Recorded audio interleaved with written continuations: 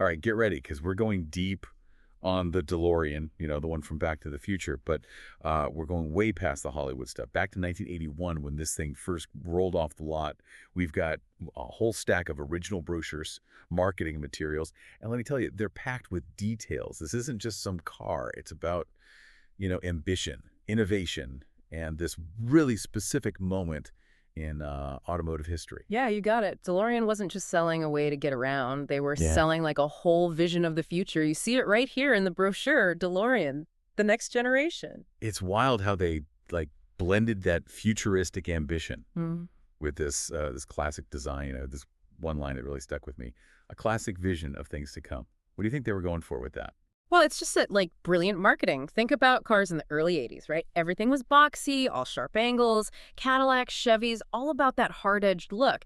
And then the DeLorean comes in, all sleek curves, low profile, and then you have those gull-wing doors, like something out of sci-fi landed in a parking lot full of rectangles. Those doors, man, legendary. Yeah. But let's be honest, how practical were they really? The brochure here says only 14.5 inches of side clearance needed. I mean, how were you supposed to open those things in a crowded lot? Oh, you definitely need to scope out the parking situation. Let's face it, those gull wings were all about style, not practicality. They made the DeLorean instantly recognizable, turned heads. Part of that futuristic, almost outlandish vibe. Maybe not the best for a grocery run, though. All right, so all that style, great. But how did this thing actually perform? Let's pop the hood, so to speak. We're looking at a 2.85-liter V6, Bosch Cagetronic mechanical fuel injection, and 130 horsepower. They also make a point of mentioning the chassis. It was sealed in fusion-bonded epoxy to prevent rust. Was that like a big deal back then? Oh, you got to remember, this was 1981. Those specs might sound a little, tame today, but back then, not bad at all. It's kind of like comparing smartphones today to those early 2000s ones. Technology's come a long way. That V6, it was a workhorse, reliable, fuel injection system was pretty advanced for the time. And that epoxy, oh, that was cutting-edge stuff. They were serious about this car lasting. So not a speed demon, but not a total slouch either. Exactly. DeLorean wasn't building a pure race car. They wanted that balance, performance, and luxury. And for the time, they delivered a pretty respectable driving experience. Speaking of luxury, this car was decked out inside. They called it a cockpit. For good reason. You had adjustable seats, power windows, tilting and telescoping steering column. Even air conditioning and a fancy stereo with Dolby noise reduction. Was all that, standard for luxury cars back then? Not quite. It's the early 80s. Not every car, even the expensive ones, came with all the bells and whistles. DeLorean was going after a specific buyer, someone who appreciated the finer details, someone who wanted more than just basic transportation. Sounds like they were aiming for a more discerning customer, someone who wanted a car that, stood out. Absolutely, and they didn't skimp on comfort either. You see it in the brochures. They highlight centralized storage space behind the seats. I gotta wonder how easy it was to access with those gull-wing doors. Trying to cram luggage back there with those doors must have been a sight to see. Okay, so we talked about the car itself, but there's one thing that it blew my mind. The DeLorean factory, they had a completely different approach to building these cars, right? Oh, you're right on the money. This is where the DeLorean story gets really interesting. Instead of the usual assembly line, where everyone's doing the same repetitive task, they had these teams, each team responsible for a whole section of the car.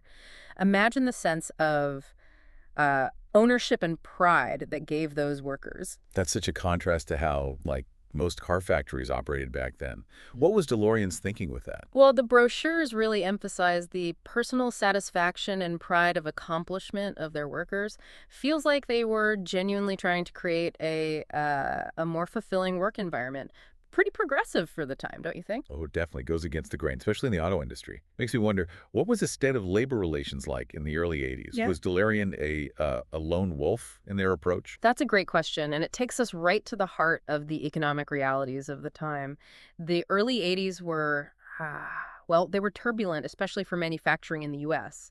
Competition from overseas was fierce, and companies were.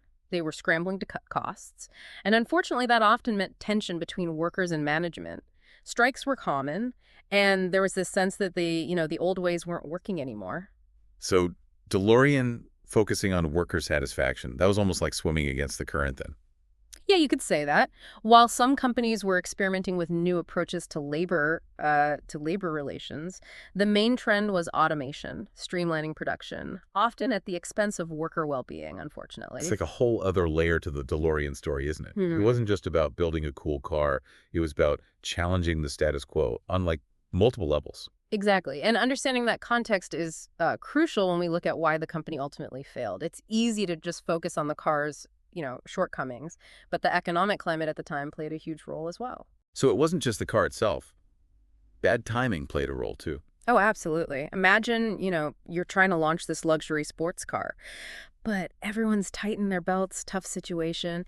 Then you add in production delays, some quality control issues, and the fact that their factory was in Northern Ireland. That Yeah. created logistical headaches. You Yeah. can see how things started to, well, unravel. It's kind of heartbreaking. It sounds like they had such a bold vision for the car and how they built it. No doubt DeLorean was ahead of their time in a lot of ways. The stainless steel, the focus on worker satisfaction, that unique design, groundbreaking ideas, but sadly, they just couldn't overcome all those This obstacles. makes you wonder what could have been, right? If the economy had been stronger, or if they had ironed out those production kings. Maybe the DeLorean would have been that car of the future they imagined. It's tempting to, play the what if game, but even though DeLorean, the company, failed, the car itself, it left the mark. You can't deny that. It's more than just a car. It's a cultural icon, like a testament to dreaming big, pushing boundaries. That's what makes this whole deep dive so fascinating. We've gone past the shiny surface, the Hollywood image, and found the real story. Mhm. Ambition, innovation, and yeah, even failure. Yeah. But it's a story that still inspires, still intrigues us all these years later. I agree, and it reminds us that even in failure, there are lessons to learn, inspiration to find. The DeLorean, it might not have hit that commercial success they wanted, but achieved something way more lasting, a place in our imaginations. All right, let's get back to the car itself for a minute. Hmm. We've covered the looks, the engine, all those fancy features.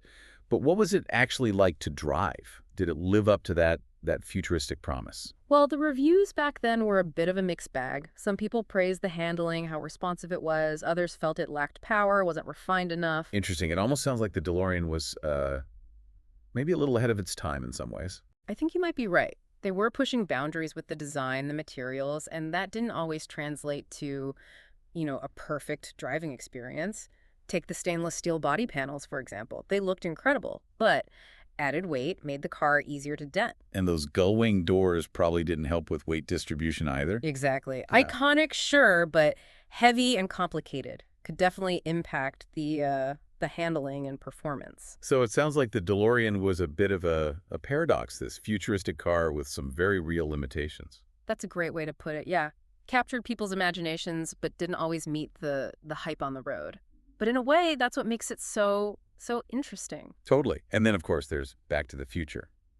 That movie, it single-handedly turned this car into a legend. Oh, absolutely, no denying that. It's amazing how the movie took that futuristic image and amplified it. You have this car that struggled in reality. Suddenly, it's soaring through time on the big screen. It's like the movie gave the DeLorean a second life, a chance to fulfill that potential, be a symbol of the future, even if it was just in the realm of fantasy. I like that, yeah. It says a lot about the power of iconic design. Even though DeLorean, the company, went under, the car still resonates with people decades later. Absolutely. There's something about the DeLorean. It goes beyond those practical limits. It embodies ambition, innovation, this kind of like rebellious spirit. Maybe that's why it still has such a hold on it. I couldn't have said it better myself. It's a reminder that sometimes the most impactful creations, they're the ones that dare to be different, even if they don't achieve that conventional success. Well said. We've covered a lot of ground here. The design, the engineering, its place in history and pop culture. A true deep dive into the DeLorean. But before we wrap up, I'm curious, why do you think DeLorean failed as a business? Was it just the car's quirks, or were there bigger things at play? That's a tough one. No easy answer. I mean, it was a lot of things, really. A perfect storm. Challenges inside the company and then the world outside. Yeah, the car had its quirks. Those doors weren't exactly made for, like, tight spaces.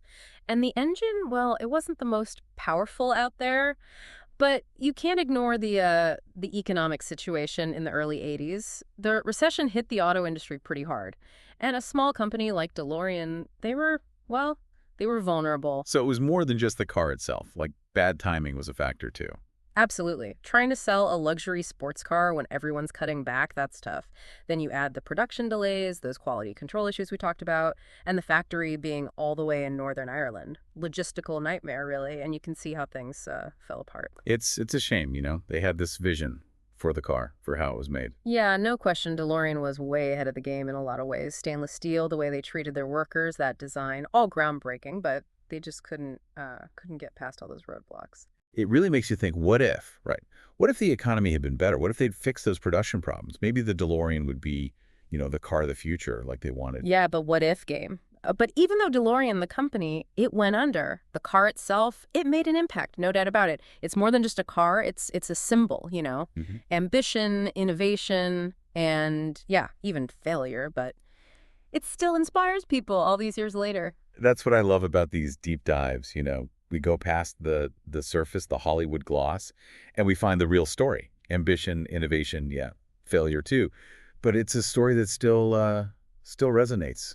Well put, and it reminds us that even when things don't work out, there are lessons to learn, things that inspire. DeLorean might not have hit those sales targets, but Yeah. they achieved something much bigger, a place in our minds, in our culture.